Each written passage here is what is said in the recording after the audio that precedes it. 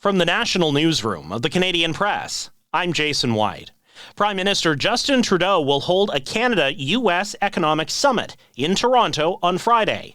As Canadian Press reporter Lisa Laporte explains, it'll come just days after U.S. President Donald Trump said he would hold off on his threatened tariffs against Canada for about a month. The Prime Minister's office says the event will assemble Canadian trade and business leaders, along with organized labor, to talk strategy on growing the economy, breaking down internal trade barriers, and diversifying exports.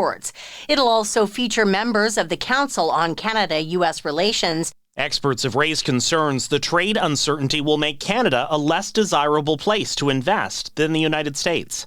Already, at least 2 Canadian companies say the threat of tariffs has forced them to lay off staff. Furniture maker South Shore Furniture says it's been forced to lay off 115 people in Quebec. Pantyhose maker SheerTech has temporarily laid off 40% of its Quebec staff, as the company does 85% of its sales in the U.S. The federal Conservatives promise mandatory life sentences for major fentanyl distributors. Conservative leader Pierre Poilievre says he disagrees with the Supreme Court of Canada's 2016 ruling. Mandatory minimum sentences for drug offenses were unconstitutional. What I am proposing today is not only allowed under the Charter, it is required by the Charter. Section 7 of the Charter of Rights and Freedoms guarantees life, liberty, and security of the person. U.S. President Donald Trump has linked fentanyl to his tariff threat, among multiple other complaints. RCMP say 4 deaths on Carry the Kettle, Nakota Nation in southern Saskatchewan are being treated as homicides. They say the initial investigation suggests the home where the people were found dead was targeted. Police in Regina arrested a 29-year-old suspected of pointing a gun at people, but he's not been confirmed connected to the murders. The American tourism industry fears Canadians could stop heading south of the border over the threatened tariffs. A poll published Monday suggests 62% of Maritimers plan to cut their travel to the United States because of Donald Trump's presidency.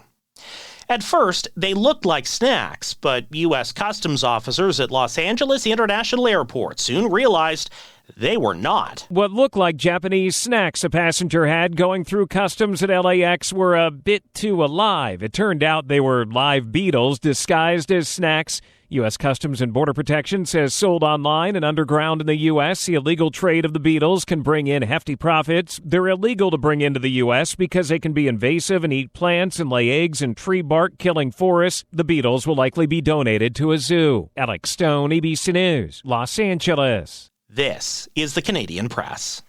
In sports, a lighter night in the NHL. The Pacific Division leading Edmonton Oilers are in Chicago, and while the Montreal Canadiens end a 3-game California road trip tonight against the LA Kings.